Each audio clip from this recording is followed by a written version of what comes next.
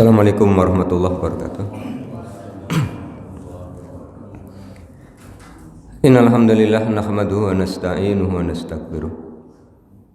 Wa na'udzu billahi min shururi anfusina wa min sayyiati a'malina may yahdihillahu fala mudilla lahu wa may yudlilhu fala hadiya lahu. Asyhadu an la ilaha illallah wahdahu la syarika lahu wa anna Muhammadan abduhu wa rasuluh. Allahumma shalli ala Muhammad wa ala ali Muhammad kama shallaita ala Ibrahim wa ala ali Ibrahim wa barik ala Muhammad wa ala ali Muhammad kama barakta ala Ibrahim wa ala ali Ibrahim innaka Hamidum Majid. Hadirin yang mudah-mudahan dirahmati oleh Allah. Syukur alhamdulillah marilah senantiasa kita panjatkan kehadirat Allah Subhanahu wa taala atas seluruh limpahan nikmat yang telah Allah berikan kepada kita. Salawat salam dan keberkahan kita mohonkan kepada Allah agar senantiasa tercurah kepada Rasulullah Muhammad sallallahu alaihi wasallam dan keluarganya, sebagaimana Allah telah mencurahkan salawat salam dan keberkahan kepada Nabi Allah Ibrahim alaihissalam dan keluarganya. Ibu bapak yang mudah-mudahan dirahmati oleh Allah, melanjutkan kajian tafsir Al-Quran masih di surah Al-Baqarah. Pada pagi hari ini kita akan mengkaji satu ayat, yaitu ayat yang ke-60. Allah Subhanahu wa taala telah berfirman, a'udzubillahi minasyaitonirrajim, bismillahirrahmanirrahim. Wa idistasqa Musa liqaumihi faqul nadrib bi'asokal hajar fanfajarat min husnata asyrata aina qad alima kullu unasim mashrubahum kulu wasrobu min rizqillahi wa la ta'saw fil ardi mufsidin. Wa'id, dan ingatlah ketika istasqa, telah meminta minum Musa, Nabi Musa, liqaumihi, untuk kaumnya. Fakulna, kemudian kami berfirman, idrib, pukullah, biasoka, dengan tongkatmu, al-hajaro, batu itu. Fangfajarot, kemudian memancar, minhu, dari batu itu, isnata asrota aina, 12 mata air. Qad, sungguh, alima, telah mengetahui, kullu unasin, tiap-tiap orang, masrobahum, tempat minum mereka. Kulu, makanlah oleh kalian, wasrobu, dan minumlah oleh kalian, mir rizqillahi, di antara rizki dari Allah. Wala ta'saw, dan janganlah kalian berkeliaran, fil ardi, di bumi, mufsidina, dengan membuat kerusakan. Di ayat yang ke-60 dari Al-Quran surah Al-Baqarah ini, Allah menginformasikan kepada kita masih tentang kisah Nabi Musa alaihissalam dengan Bani Israel, Bapak Ibu. Setelah Allah menyelamatkan mereka dari kejaran Fir'aun, menyeberangi Laut Merah menuju ke tempat yang Allah janjikan, Allah memberikan kepada mereka berbagai macam limpahan nikmat yang sudah kita kaji di pertemuan sebelumnya. Allah telah memberikan nikmat kepada mereka berupa naungan awan. Setiap mereka berjalan, awan-awan itu berarak mengikuti mereka sehingga mereka tidak merasa kepanasan. Allah pun memberikan mereka makanan berupa manna dan salwa. Lah tentu kalau ada makanan harus ada minuman, karena ini satu paket kebutuhan mendasar yang dibutuhkan oleh manusia. Bahkan Bapak Ibu, kalau yang kita alami, mungkin kita kuat tidak makan sehari semalam atau 2 hari 2 malam. Tapi kalau tidak minum sehari semalam misalnya, tentu tidak akan kuat. Maka makanan dan minum merupakan kebutuhan dasar yang Allah siapkan untuk manusia. Lah untuk mendapatkan minuman di padang pasir, Allah menginformasikan kepada kita, Nabi Musa berdoa kepada Allah,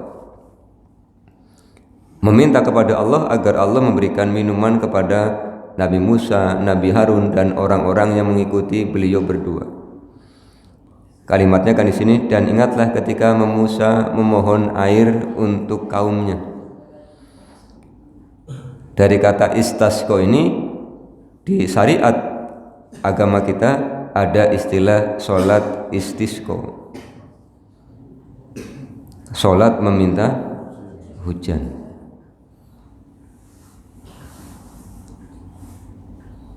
Ibu bapak yang mudah-mudahan dirahmati oleh Allah, ketika Nabi Musa memohon air untuk minum kaumnya, Allah mengabulkannya.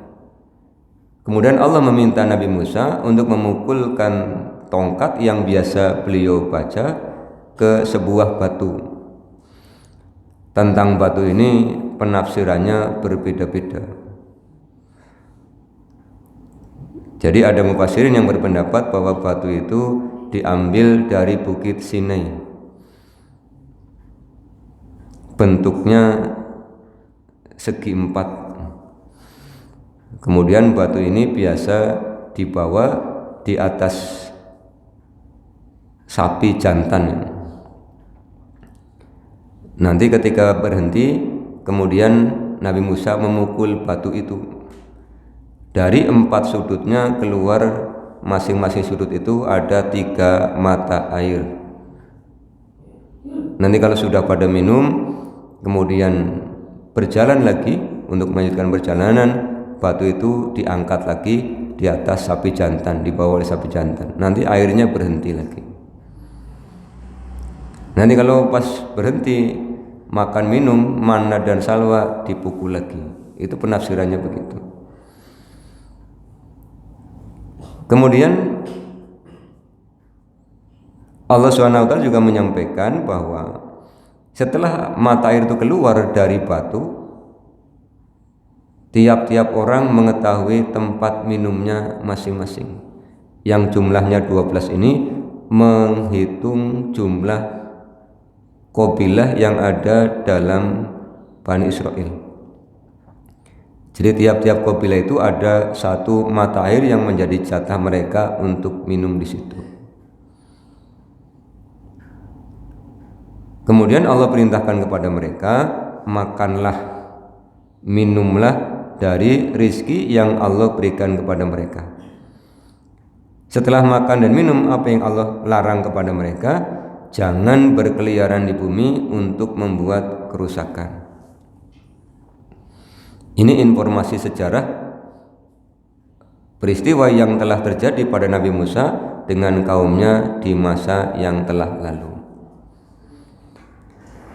Kemudian yang terpenting Bapak Ibu, setelah kita mengetahui kisah ini, pelajaran apa yang bisa kita ambil? Yang pertama, ketika kita membutuhkan sesuatu, maka jangan ragu untuk meminta kepada Allah. Apalagi Allah SWT juga menyampaikan perintah kepada kita untuk berdoa. Misalnya di dalam Al-Quran surah Al-Baqarah ayat yang ke-186, Allah menyampaikan, wa idza sa'alaka ibadi anni fa inni qarib ujibu da'watad da'i idza da'ani falyastajibu li wal yu'minu bi la'allahum yarsudun. Dan apabila ada yang bertanya kepada engkau wahai Rasul tentang aku, kata Allah, katakanlah aku dekat. Kata Allah, Allah akan mengabulkan doa orang-orang yang berdoa kepada Allah. Penuhilah kewajiban kalian kepada Allah dan berimanlah kalian kepada Allah supaya mendapatkan petunjuk. Artinya ketika kita meminta kepada Allah, memohon kepada Allah, ada kewajiban-kewajiban yang harus kita penuhi. Nabi Musa minta kepada Allah agar diberikan minum, maka Allah berikan kewajiban kepada Nabi Musa. Apa kewajibannya? Disuruh memukul batu. Kalau Allah mengendaki, begitu Nabi Musa meminta kepada Allah, Allah langsung turunkan saja air, Bapak Ibu. Atau Allah langsung keluarkan saja air dari dalam batu tanpa proses dipukul oleh Nabi Musa. Tetapi Allah ingin menunjukkan kepada orang-orang yang menyaksikan peristiwa ini bahwa mukjizat itu ada. Sunatullahnya secara umum, yang namanya batu yang padat tidak mungkin bisa dilalui oleh air. Apalagi kalau membaca penafsiran tadi, batunya itu dibawa oleh lembu jantan. Kemudian kalau dipikir nanti airnya keluar dari mana? Tapi Allah ingin menunjukkan bahwa mukjizat itu pun bagian dari kekuasaan Allah yang Allah ingin tunjukkan. Agar apa? Agar orang-orang yang menyaksikan itu semakin tahu bahwa Allah Maha Kuasa. Sebagaimana Allah memberikan mukjizat kepada Nabi Isa alaihissalam, yang oleh Allah diperintahkan membuat semacam burung dari tanah liat, kemudian ditiup. Begitu ditiup, kemudian Allah jadikan tanah liat itu menjadi burung. Kalau Allah menciptakannya ya sangat mudah. Tapi Allah ingin menunjukkan kepada orang-orang Israel bahwa para nabi itu diberikan bekal untuk mematahkan pembangkangan mereka lewat mukjizat-mukjizat dalam bentuk fisik. Ini kan mukjizat dalam bentuk fisik karena apa? Dapat diindra, Bapak Ibu, oleh orang-orang yang hidup bersama para nabi-nabi terdahulu. Demikian juga yang Allah berikan kepada Rasulullah. Ada berbagai macam mukjizat misalnya yang bentuknya fisik.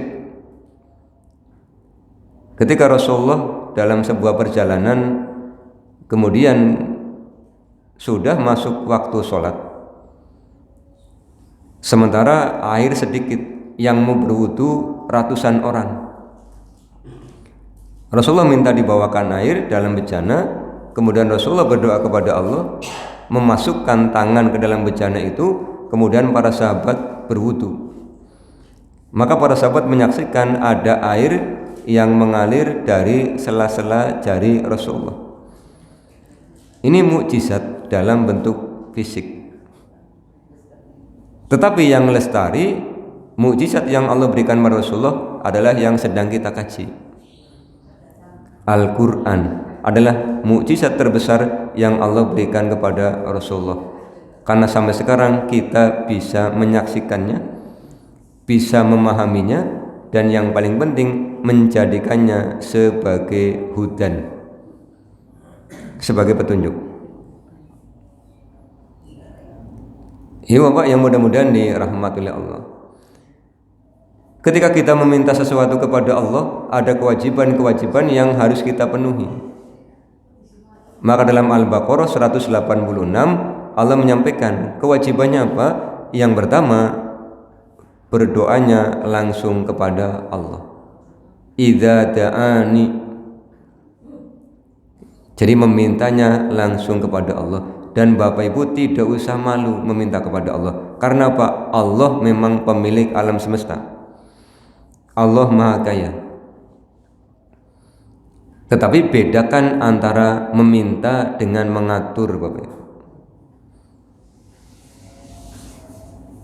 Kadang-kadang kita berdoa tapi kesannya mengatur.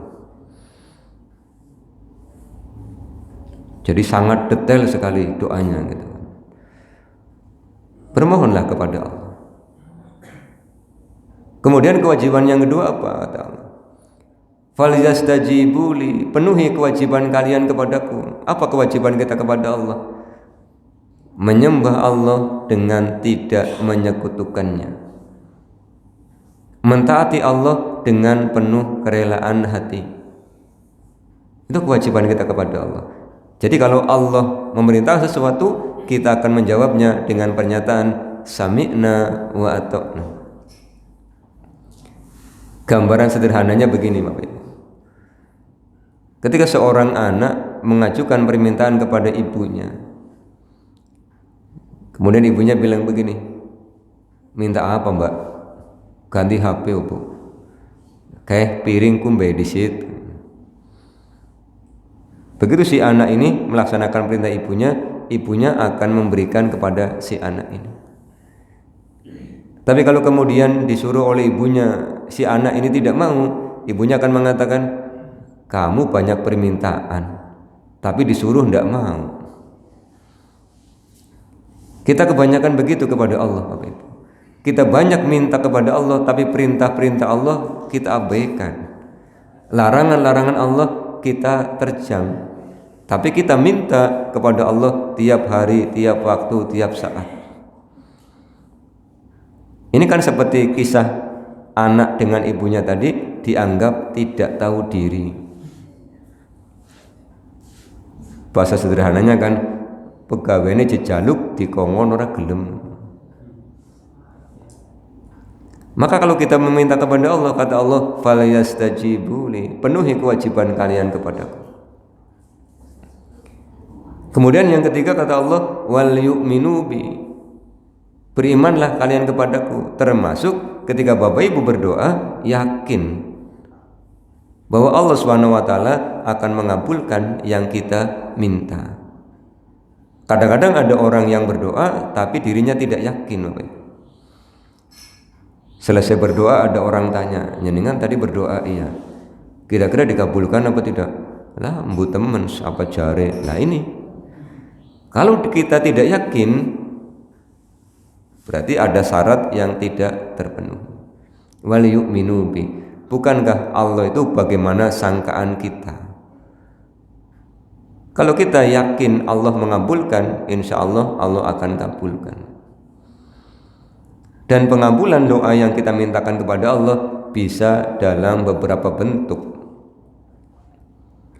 Yang pertama, bisa Allah kabulkan dalam kehidupan dunia ini, meskipun tidak kemudian hari ini berdoa, hari ini diberikan.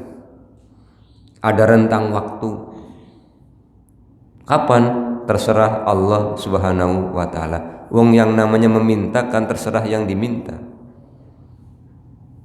Ya kayak Bapak Ibu mengajukan bantuan proposal gitu, kepada orang kaya. Begitu datang, "Pak, ini ada proposal pembangunan masjid." Apa kemudian kita datang sambil maksa-maksakan? Ya tidak. "Oh ya, tinggal dulu, nanti saya pelajari."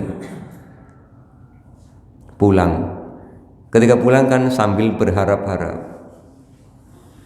Sudah ninggalin nomor HP, hampir tiap hari dicek, ada tidak pesan yang masuk dari orang kaya ini.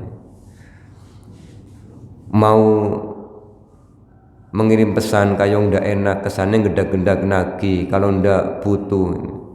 Ini semen kurang, tukang belum dibayar, kan begitu kan. Begitu ada pesan dari bapak orang kaya ini, langsung berbunga-bunga. "Alhamdulillah, Mas kesini." Begitu datang, dia memberikan cukup untuk kebutuhan pembangunan masjid tadi. Ini kan terserah dia yang mau ngasih. Kalau kita meminta kepada Allah,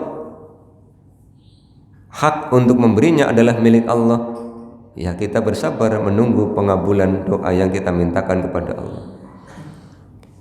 Atau yang kedua, pemberiannya dalam bentuk yang lebih baik, Bapak Ibu. Yang lebih baik. Karena Allah tahu apa yang terbaik buat kita, sehingga belum tentu yang Bapak Ibu inginkan sama dengan yang akan Allah berikan. Yang jelas pasti lebih baik kemanfaatannya. Kemudian yang ketiga, ketika kita berdoa kepada Allah, mungkin tidak dikabulkan dalam kehidupan dunia ini, tetapi dikabulkan nanti di akhirat sebagai tabungan pahala. Maka ketika kita berdoa, jangan pernah bosan. Dan berdoalah untuk kebaikan. Jangan pernah mendoakan keburukan untuk diri sendiri, apalagi untuk orang lain. Ini dalam berdoa. Jadi ada kewajiban yang harus kita penuhi. Kemudian ada etika yang harus kita lakukan sopan santun di dalam berdoa. Di Al-Quran surah Al-A'raf ayat 55, Al-Quran surah Al-A'raf ayat 205, Allah memerintahkan kepada kita ketika berdoa dengan cara tadarruan wa khufyatan. Tadarruan itu bahasa Jawane ndepe-ndepe. Apa ndepe-ndepe? Dengan penuh kerendah dirian. Ya kayak orang bertamu mau pinjam duit lah Pak. Itu kan datangnya dengan penuh rendah diri. Terus muji-muji sama yang mau dipinjami itu kan. Bapak orang baik, dermawan. Ini orang kalau dipuji begini sudah curiga, dia mesti panyiri duit ya, tanda-tanda. Setelah muji-muji selesai ngomong, adapun maksud dan tujuan saya pan ngrusui jare wonge ya nyata ke panyiri duit ke. Mau pinjam uang Pak, lah kan cocok kan. Itu pasti bahasanya kan dengan bahasa yang penuh kerendah dirian. Kita minta kepada Allah dengan perasaan rendah diri Bapak. Karena memang Allah maha tinggi, Allah maha agung. Kemudian yang kedua wa khufyatan, dengan suara yang lemah lembut. Maka berdoalah dengan suara yang lirih kepada Allah Subhanahu wa taala. Lah di samping etika-etika ini, ketika berdoa Bapak Ibu, manfaatkanlah waktu-waktu yang mustajabah untuk berdoa. Kapan misalnya? Waktu sahur. Waktu sahur itu berarti antara pukul 00 sampai sebelum azan subuh. Jadi setelah Bapak Ibu menyelesaikan sholat tahajud, menyelesaikan sholat witir, menunggu datangnya azan subuh, silakan berdoa kepada Allah Subhanahu wa taala. Kalau Bapak Ibu minta ampunan akan diampuni. Kalau minta rezeki akan diberi rezeki. Dan rezeki ini kan tidak hanya duit. Kadang-kadang kita berpikir rezeki itu hanya duit. Jadi kalau duitnya sedikit dianggap lagi tidak ada rezekinya. Padahal sehat juga rezeki. Makanya kadang-kadang kan ada tawaran, pilih mana, sehat tidak punya duit apa sakit punya duit. Pilihannya sehat dan punya duit kan. Kan makanya begitu. Ini kita minta kepada Allah. Jadi daripada habis witir bengong nunggu azan belum dikumandangkan, manfaatkan untuk berdoa kepada Allah. Dan anugerah yang paling utama apa? Minta ampunan. Wal mustaghfirina bil ashar. Yang kedua, kapan waktu yang mustajabah untuk berdoa itu? Antara azan dengan iqamah. Bapak Ibu masuk masjid, tahiyatul masjid, ada qobliyah, kemudian masih ada waktu sebelum iqamah, berdoalah kepada Allah Subhanahu wa taala. Jangan ngantuk. Eman-eman kesempatannya langka. Jangan bercakap-cakap. Karena ketika bercakap-cakap mengganggu yang lagi sholat sunnah. Ya udah Pak, ngantuk aja kan tidak mengganggu, tapi eman-eman. Ini waktu yang mustajabah untuk berdoa kepada Allah. Manfaatkan. Hari Jumat, setelah selesai sholat asar sampai sebelum azan maghrib. Pada saat Bapak Ibu berbuka puasa, hari Senin ketika berbuka, berdoalah kepada Allah. Pada saat hujan baru turun, jadi begitu keratak, segeralah berdoa kepada Allah. Tapi ini seringnya lupa. Jadi begitu keratak, kelingannya kumbahan. Sing talangnya pada bocor ya kelingannya timba ya Pak. Begitu timba-timba gitu, tidak ingat berdoa kepada Allah. Ini waktu-waktu yang mustajabah untuk berdoa, manfaatkan. Kemudian pembelajaran yang kedua, Bapak Ibu, Allah mengingatkan kepada kita bahwa makanan, minuman itu milik Allah. Kita itu kan hanya menikmati fasilitas. Di Al-Quran surah Al-A'raf Allah menyampaikan, walaqad makkannakum fil ardi waja'alna lakum fiha ma'ayish qalilan ma tashkurun. Sungguh Allah telah meletakkan kita di bumi dan Allah telah menyiapkan fasilitas. Tapi kata Allah, kebanyakan di antara kalian tidak berterima kasih. Buminya milik Allah, fasilitasnya milik Allah, kita tinggal pakai, tapi kita tidak berterima kasih. Terima kasihnya bagaimana? Fattaqullaha la'allakum tashkurun. Terima kasihnya adalah dengan cara bertakwa. Kemudian yang ketiga, pembelajaran yang kita dapatkan dari ayat yang ke-60, makan dan minum adalah perintah Allah. Maka makan dan minum adalah bagian dari ibadah. Karena makan dan minum bagian dari ibadah, ikuti aturan Allah Subhanahu wa ta'ala. Apa aturannya? Yang pertama, makanlah yang halal dan baik. Jadi jangan makanlah yang pengin, tapi yang halal dan baik. Sudah kita kaji di pertemuan sebelumnya. Ada kalanya halal tapi tidak baik. Tapi kalau baik pasti halal. Aturan berikutnya apa? Karena makan ini ibadah, maka tiru bagaimana Rasulullah mengajarkan tata cara makan. Tata caranya Bapak Ibu. Kata Rasulullah, "Idza akala hadukum falyadhkurismallah." Apabila kalian hendak makan, maka sebutlah asma Allah. Jadi jangan lupa ketika mau makan, bismillah. Jangan setiap selesai makan baru ingat, aduh aku kelalen. Apa sih? Belum baca bismillah. Itu sudah selesai. Kadang-kadang sudah beberapa jam baru ingat. Jadi jangan lupa ketika sudah dihidangkan makanan, ucapkanlah bismillah. Kemudian aturan yang kedua apa?